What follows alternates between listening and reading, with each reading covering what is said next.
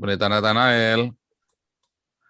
Ya, ini teman-teman Islam boleh masuk kali ya. ini banjir lagi Nah, Semarang. teman-teman Islam yang masuk nggak usah ngantri, tapi kalau sudah ada orang Islam sebelumnya ya tetap ngantri ya. Dan begitu kita mau debat, saya mute semua supaya jangan fitnah nanti. Dikeroyok enggak, saya mute semua ya. Ya, Pak Pendeta Nathanael, silakan. Ini soal jualan di musim puasa. Sekalipun dilarang, mereka tetap buka dengan tertutup 90%. Sehingga mereka tetap nyelonong. Tambah rame.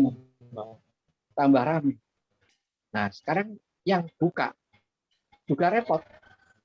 Tangerang tutup, tapi kalau buka tidak ada yang beli. Karena beli ketahuan, kejar. Nah, saya di Makassar 5 tahun. Mereka terpaksa pulang sebelum puasa. Karena puasa ya seperti itu.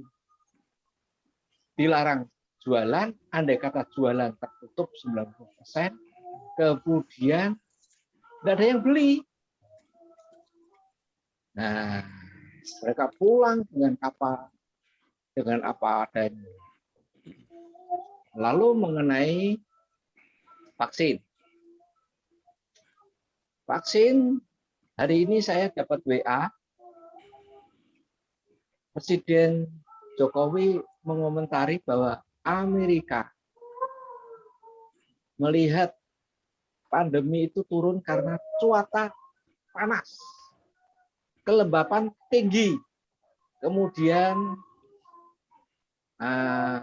ya antibodi semakin naik, imun tinggi. Nah, jadi Indonesia di tempat katulistiwa, kelembapan tinggi, pasti turun. Pasti turun. Nah, sekarang ini dirasakan turun. Nah, yang ketiga, mantan Menteri Kesehatan,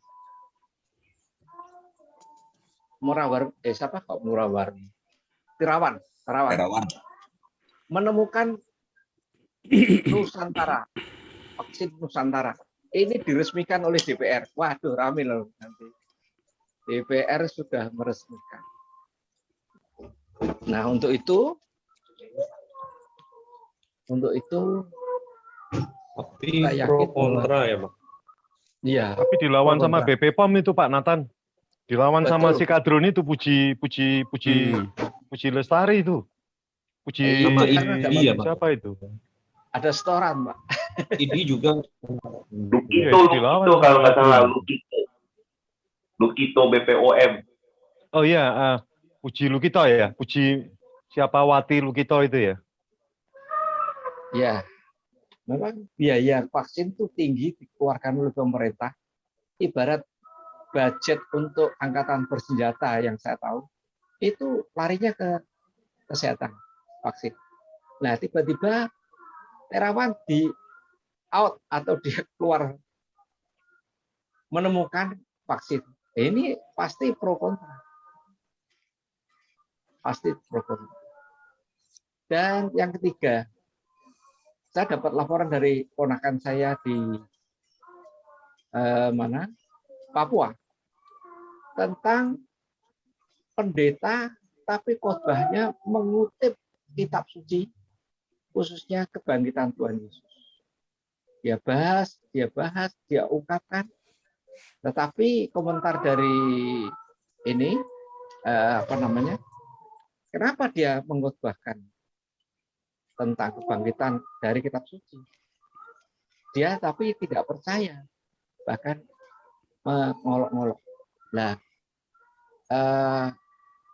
orang Arab ini yang khotbah, jadi mereka dengar sisi positif kuasa kebangkitan Tuhan Yesus, tetapi nyengir-nyengirnya Ustadz ini jadi bingung para penduduk atau para peserta. Nah, itu kenyataan begitu. Lalu yang keempat, itu belakangnya Pak Soehartono itu orang teriak-teriak itu pakai toa itu ya Pak, gila ya Pak. betul.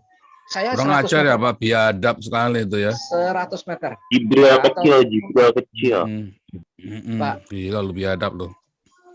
Ini tunda dulu saya supaya mereka Oke. berhenti. Tapi kadang-kadang Iya, biar berhenti dulu karena mengganggu sekali tuh, Pak. Iya. Ya. Ini memang Gitu mengganggu aja sekali itu. Ya, tunda dulu. Oke. Ya. Oke, tadi interrasial apa? Interrasial khilafah policy. Silakan. Interrasial Nggak jadi khalifah. Pak Paul, nggak jadi. Oke. Nggak jadi. Oke. Oh, ini ada artikel menarik Mana? nih, Pak Paul. Ya, silakan. Pak Oke, Susu. coba ya. Ya.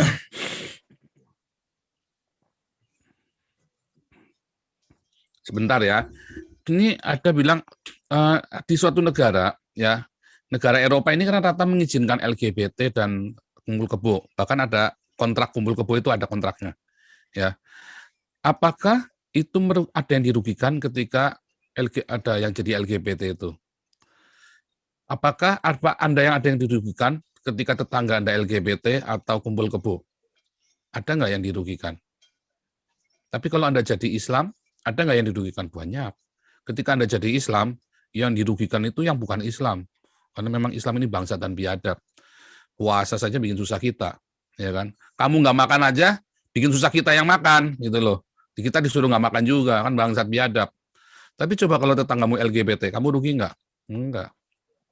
Kalau tetanggamu kumpul kebo, enggak. Kamu nggak rugi apa-apa.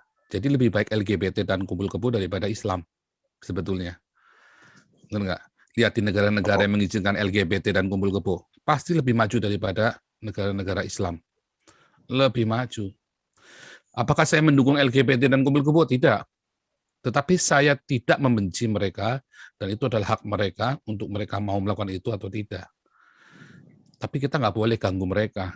Kita boleh ingatkan mereka, tetapi bukan mengganggu terus malah membuli mereka, nggak boleh. Karena ada banyak faktor yang kita nggak tahu. Dia waktu kecil diperkosa, sehingga dia punya obsesi yang berbeda, bisa belok pemikirannya, ya kan? Yang kumpul kebo misalnya, dia trauma dengan banyak pernikahan, dengan segala macam, sehingga dia nggak mau menikah misalnya. Ada banyak sekali. Yang kesalahannya adalah kesalahan dari kita orang-orang yang mengaku beragama, yang tidak mengajarkan, tidak memberi teladan yang benar, malah ngoprak-ngoprak kayak kalian orang Islam bangsat, ya kan? Kalian yang puasa, orang lain suruh susah demi kalian. Nah, itu lebih merugikan daripada LGBT dan kumpul kebo. Ya, ini supaya teman-teman tahu nih yang di live YouTube ini. Nggak ada orang LGBT kalian rugi itu nggak ada. Orang kumpul kebo terus kalian rugi, tetangganya rugi, nggak ada. Yang ada kalian puasa, orang lain pada rugi karena disuruh tutup. Kalian jadi Islam, gereja dibom. Itu yang ada. Ya, kebudayaan dirusak gara-gara kalian Islam. Padahal Islam disebarkan dengan wayang, sekarang wayangnya dilarang. Ya, udah lumpingnya dilarang. Nah, itu yang rugi. Oh, saya mendukung Kudami? Oh, enggak. Saya orang percaya dengan Tuhan Yesus, kita tidak boleh memanggil trans begitu. Tapi kita nggak berhak untuk melarang-larang orang. Nggak ada haknya. Kita boleh nasihati, kita boleh ingatkan. Tetapi kita nggak boleh ngelarang-larang orang, apalagi sampai ngeludahin begitu. Hanya Islam aja yang begitu ya, di seluruh dunia itu cuman Islam aja yang melakukannya. Gitu ya. Supaya paham itu kalian tuh yang di live YouTube itu ya. Tolong cek WA dong Pak Paul. Oke, ya silakan Pak Susu Kuda, lanjut coba cek ya. WA ya.